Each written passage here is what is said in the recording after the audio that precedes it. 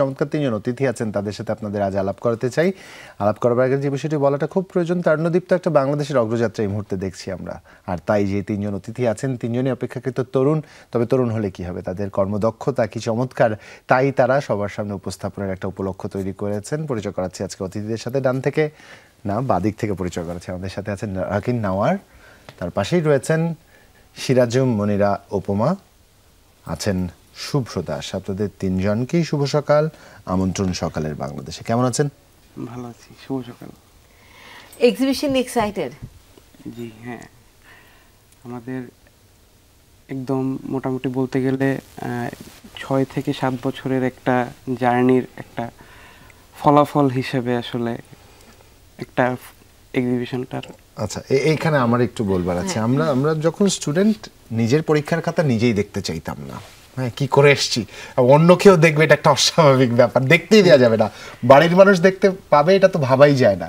সে এক জায়গায় আপনি যেমনটা বললেন 6 বছরে যা করেছি তা দেখাবার একটা উপলক্ষ তৈরি করেছে, এবং এই বিষয়টা আপনারা স্বাচ্ছন্দ্য বোধ করছেন। একটু বিস্তারিত শুনবো, উপমার কাছ থেকে শুনি। আমাদের যেহেতু আমি ঢাকা ইউনিভার্সিটি চারুকলা থেকে আমরা তিনজনই পড়েছি, অনার্স কমপ্লিট করেছি এবং মাস্টার্স শেষ করলাম জাস্ট। তো আমাদের যে 6-7 বছরের যে জার্নিটা, আমরা তো একাডেমিক স্টাডি করেছি, যে এরপরে মাস্টার্সে উঠে আমরা এক্সপেরিমেন্ট করতে পেরেছি কনসেপচুয়াল পেইন্টিং, অ্যান্ড এর ফলাফলে হচ্ছে আমাদের এক্সিবিশনটা। তো এখানে আমাদের যে চারুকলার আমরা 27 ব্যাচ এবং আমাদের যতজন আছি আমরা সবাই মিলে যে এক্সিবিশনটা করতে পেরেছি, তো ওইটাই আর কি, যে মাস্টার্স পরে একদম ফাইনাল ফলাফলটা হচ্ছে আমাদের এই এক্সিবিশন। বাহ, ওকে। তো এই যে মাস্টার্সের পরে মানে চারুকলায় পড়া মানে তো প্রতি সেমিস্টারে তো কিছু না কিছু আঁকা হচ্ছে, মানে প্রতিদিনই তো কোনো না কোনো কাজ আসলে করা হচ্ছে। তো এই যে আমাদের এখন যে এক্সিবিশনটা হচ্ছে সেটা আসলে বিশেষত্বটা কি?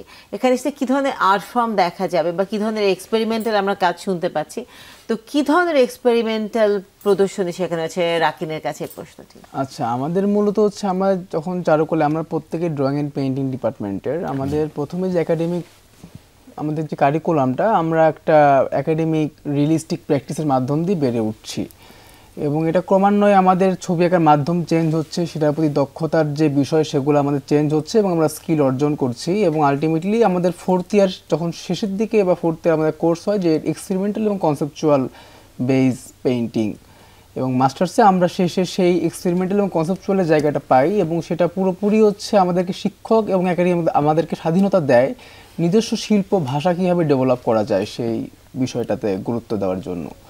তো যার ফলে হচ্ছে যে আমার এতদিনে দীর্ঘ আমাদের হচ্ছে 4 বছর অনার্স টাইমটা আমরা একই সাথে একাডেমিক স্কিল অর্জন করেছি, একটা ছবি কীভাবে বাস্তবমূলক হিসাবে আমরা আঁকতে পারি সেই বিষয়টা রয়েছেই, এবং এরপরে আমরা এটাকে নিজস্ব ভাষায় কীভাবে রূপান্তর করতে পারি দৃশ্যকলার ক্ষেত্রে, সেই বিষয়ে আমরা হচ্ছে মাস্টার্স শেষে সেই গুরুত্বটা আমরা আমাদের নিজের ছবির প্রতি আসলে দিই, যার ফলে হচ্ছে সেটার জার্নিটা নিয়ে আমাদের আসলে এই প্রদর্শনীর আয়োজন। আবার একটু উপমার কাছে আসতে চাই। উপমা, খুব স্বাভাবিকভাবে আপনারা যেহেতু অঙ্কনের শিক্ষার্থী, আপনারা আঁকছেন, সবাই সমানভাবে মেধাবী নিশ্চিতভাবে বলে দেওয়া যায়, তারপরেও প্রত্যেক আর্টিস্টের একটা সিগনেচার প্যাটার্ন থাকে, সিগনেচার টিউন থাকে, টোন থাকে, স্কেচের স্ট্রোক থাকে, নানান রকম বিষয় থাকে। কতজন শিক্ষার্থীর আর্টওয়ার্ক প্রদর্শিত হচ্ছে, এটা হচ্ছে এক প্রশ্ন। দ্বিতীয়, যে আর্টওয়ার্কগুলো প্রদর্শিত হচ্ছে সিগনিফিকেন্ট ডিফারেন্স কি দেখেছেন আপনাদের বন্ধুদের সাথে নিজেদের, এটা একটু জানতে চাই। আমরা বোধহয় 15 জন মিলে হচ্ছে এক্সিবিশনটা করছি, এবং আপনি দেখবেন এক্সিবিশনটা খেয়াল করলে দেখবেন যে প্রতিজনের ছবি পেইন্টিং ডিফারেন্ট এবং কনসেপ্টও ডিফারেন্ট এবং স্টাইলও ডিফারেন্ট, এক একজন এক একভাবে কাজ করছে। তো এক একজনের অভিজ্ঞতা, তারপরে দৃষ্টিভঙ্গি থেকে দেশ এবং দেশের বাইরের অভ্যন্তরীণ বিষয়, ব্যক্তিগত বিষয়, অনেক কিছু এক একজন এক একভাবে নিজেদেরকে ফুটিয়ে তোলার চেষ্টা করছে। তো আমরা সবাই নতুন আর কি, আমাদের জার্নিটা, পড়াশোনা জাস্ট শেষ হলো, নতুন জার্নি, তো সেই হিসেবে আমরা কাজ করছি। ভালো লাগছে, সবার কাজ আলাদা আলাদা কনসেপ্টে, ভালো লাগছে। চমৎকার। শুভ্রর কাছে প্রশ্ন, কি কি ধরনের কনসেপ্ট নিয়ে আসা হয়েছে? মানে যদি এটা কি কোনো থিম ছিল নাকি এটা তো পুরোপুরি নিজের, হয় না, মানে ওপেন ছিল আইডিয়াস?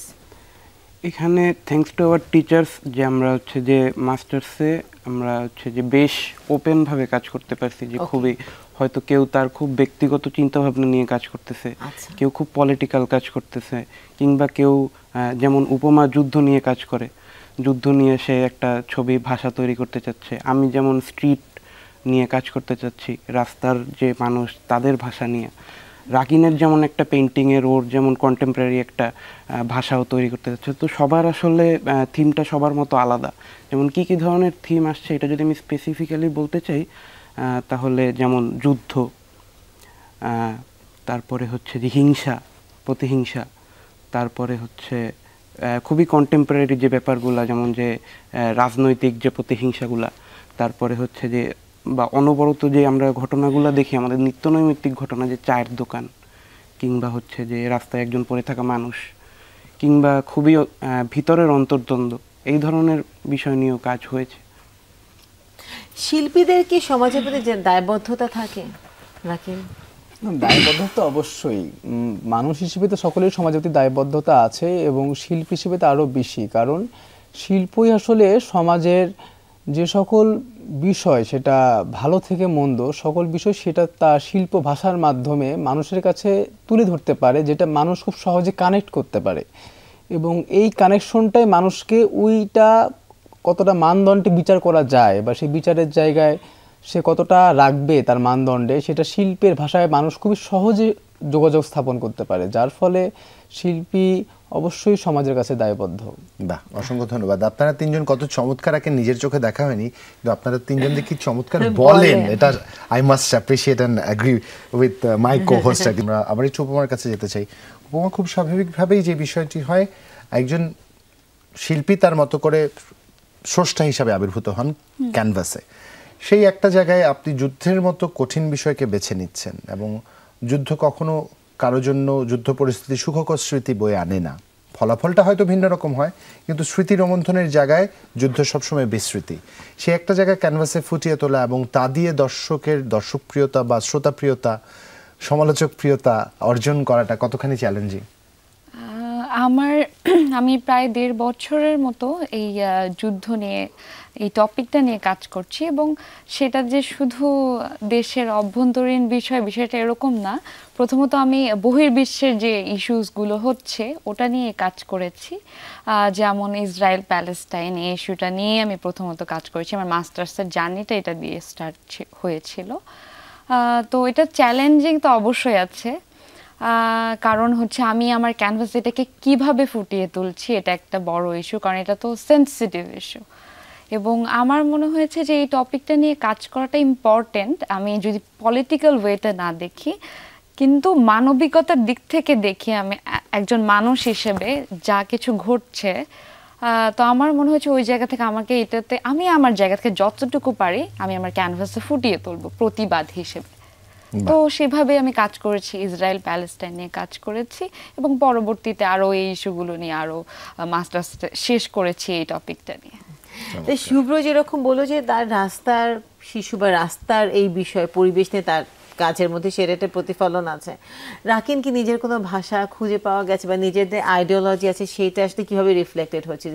আচ্ছা, আমার কাজগুলো মূলত হচ্ছে আমি পপ স্টাইলে কাজ করেছি। পপ আর্টের যে জনরাগুলা, কারণ হচ্ছে আমরা প্রথমে যখন অনার্স লাইফে একাডেমিক স্টাডির মধ্যে যাই, আমরা মূলত রিয়েলিস্টিক বেস ছবি আঁকি, এবং রিয়েলিস্টিক বেস ছবি আঁকা আসলে ঢাকা শহরটা নিয়ে আমাদের কাজ করা হয়েছে, মানে আমার পার্সোনালি কাজ করা হয়েছে বেশি পুরান ঢাকার ঘোড়া গাড়ির যে আস্তাবল, সেখানে ঘোড়া, এই বিষয়গুলো নিয়ে আমার কাজ করার টপিক ছিল অনার্স লাইফে, বেশ আমি কাজ করেছি। তো আমি যেটা, ওগুলো যেহেতু গুলিস্তান বা পুরান ঢাকা কেন্দ্রিক, ওখানে একটা খুবই ব্রাউনিশ বা একটা সেপিয়া টোন অল টাইম। তো সেই বিষয়গুলো কাজ করতে করতে আমি যখন হচ্ছে আবার চিত্র প্রদর্শনী বা আমার ছবিকে কালেক্ট করছে, তখন যা হচ্ছে, তো সেগুলো বেশিরভাগই বলতে গেলে ঢাকার হচ্ছে এলিট এরিয়াগুলোতে, গুলশান বনানী, সেইখানকার কালচারগুলো আবার ডিফারেন্ট, সেইখানকার কালারগুলো ডিফারেন্ট। তো আমার কাছে তখন মনে হতো ঢাকার আসলে যে এই যে একটা মানে ভ্যারিয়েশন ক্যারেক্টার কালারের মধ্যেই আছে, তো সেখান থেকে আমি আসলে যে বর্তমানে যে পপ কালচারটা বেড়ে উঠছে, সেই পপ কালচারের যে নিয়ন পিঙ্ক, নিয়ন ইয়েলো, নিয়ন গ্রিন, এই বিষয়গুলো আমি কাজ করা শুরু করি, এবং আমি কাজগুলো অনেকটা স্যাটায়ারমূলক করা শুরু করি। আসলে আমাদের কন্টেম্পোরারি পলিটিক্যাল ভিউ বলি, বা আমাদের হচ্ছে আসলে নিজেদের অন্তকোন্দল থেকেও আমরা যে সকল বিষয়গুলা উপলব্ধি করতে পারি বা বিশ্ববিদ্যালয়ের একটা পর্যায়ে এসে সবার মধ্যে একটা চেতনাবোধ জাগ্রত হয়, সেই জায়গা থেকে আসলে আমার কাজগুলা সেই বিষয়কে কেন্দ্র করে হচ্ছে আমার ছবিগুলো আঁকা, এবং আমি একদমই খুবই পপ কালার বা খুবই ব্রাইট কালার নিয়ে ছবিগুলো এঁকেছি। Rakin, as an artist, this is one of the most challenging thing that you have taken on your shoulder. আমি জানি না আগামী কি অপেক্ষা করছে আপনার জন্য, but you will be a threat for all the politicians who would think in a different way, and you will be a face for them as well. চমৎকার। তবে হ্যাঁ, একটা পরিবর্তন কিন্তু আমরা দেখছি, মানসিকতার পরিবর্তন। বিশ্বে কিন্তু এই বিষয়টি ব্যাপকভাবে সমাদৃত হয়। এরকম স্যাটায়ার করে যারাই আঁকেন রাজনৈতিক প্রেক্ষাপট নিয়ে, তারা খুব সমালোচিত, আলোচিত, প্রশংসিত হন বটে। অপেক্ষা করছি এরকম একটা প্রত্যাশিত বাংলাদেশে। একটু শুভ্রর কাছে আসতে চাই। শুভ্র, ফিউচার সবাই আমরা চিন্তা করি। Shubhro is a very talented artist হিসাবে এখনো হয়তো স্বাচ্ছন্দ্যপূর্ণভাবে স্বীকার করবে না বিষয়টা, বাট সেই অপেক্ষায় আমরা আছি যে আগামী আমাদের এমনটা এনে দিবে। সেই পর্যন্ত কি ঠিক এই ট্র্যাকেই থাকবার ইচ্ছা, পথ, শিশু এবং জীবন বাস্তবতা, এটাই আঁকবো? এটা আসলে ডিপেন্ড করে আসলে যে আমি হচ্ছে যে আসলে মানে আমার আশেপাশে কি দেখি, মানে আমার যে ছবির ভাষা ওইটা আসলে আমার আশেপাশে আমি কি দেখি, আমি কি ফেস করি, কি চ্যালেঞ্জেস ফেস করি, কিংবা কাদের সাথে আমি ওঠা বসা করি, কাদের সাথে চলি, কাদেরকে আমি দেখি, কারা আমার উপরে বেশি ইম্প্যাক্ট ফেলে, এইটার উপরেই ডিপেন্ড করে। যেমন আমি হচ্ছে যে কোলাজ নিয়ে কাজ করেছি, তারপরে আমি আবার একটু মিডিয়া ট্রান্সফর্ম করার চেষ্টা করতেছি নিজের মতো করে। আমি হয়তো আবার অন্য কোনো মিডিয়ায় শিফট করব, কিন্তু আমার হয়তো টপিক বা আমার যেটা বলে যে আমার ভাইব হয়তো এইটা হয়তো হচ্ছে যে আমার আসলে হয়তো একই রকম থাকবে বা একই ট্র্যাকে থাকবে। এখন এইটা হচ্ছে যে আসলে মানে সার্টিন না, মানে সময় আসলে বলে দেবে যে শুভ্র আসলে কোথায় তার শুভ্রতা ছড়াচ্ছে। উপমার কাছে প্রশ্ন করতে চাই যে এই যে সমাজে দুটো বিষয় কিন্তু আমরা দেখি, যে একটা হচ্ছে যে আমাদের এখানে আমরা প্রচুর ইন্টারভিউ করেছি আর্টিস্টদেরকে, তার মধ্যে মেয়েদের ক্ষেত্রে যে বিষয়টা আসে, সামহাও তারা যখন ইউনিভার্সিটি থেকে পাশ করে বের হয়, কেন যদি নিজেকে আর্টিস্ট ভাবে না, এটাকে একটা প্যাশন অথবা মনে করা আছে ঠিক আছে করলে করলাম অথবা না করলে না করলাম, প্রফেশনালি আর সামহাও দেখে না, যেভাবে তার মানে হয় না মেল পিয়াররা এটাকে তাদের প্রফেশন হিসেবে দেখে। এটার কি কোনো পরিবর্তন হয়েছে? প্রেক্ষাপট কি বদলেছে নাকি 20 বছর আগে যা ছিল? আমাদের অভিজ্ঞতা আমরা দেখেছি প্রচুর যারা ছেড়ে দিয়েছে, সংসারে যখন প্রবেশ করেছেন ছবি আঁকতে ছেড়ে দিয়েছেন, ওই একটা জায়গা থেকে এই প্রশ্ন। আমার মনে হয় আপনি যেমন বললেন যে 20 বছর আগে এবং এখনকার মধ্যে কোনো পার্থক্য এসেছে কিনা, অবশ্যই পার্থক্য এসেছে। কারণ আগের যে সিচুয়েশন ছিল সেখান থেকে আমরা এখন তো এগোতে পেরেছি, এবং মেয়েরা এখন আগের থেকে বেশ স্বাধীন।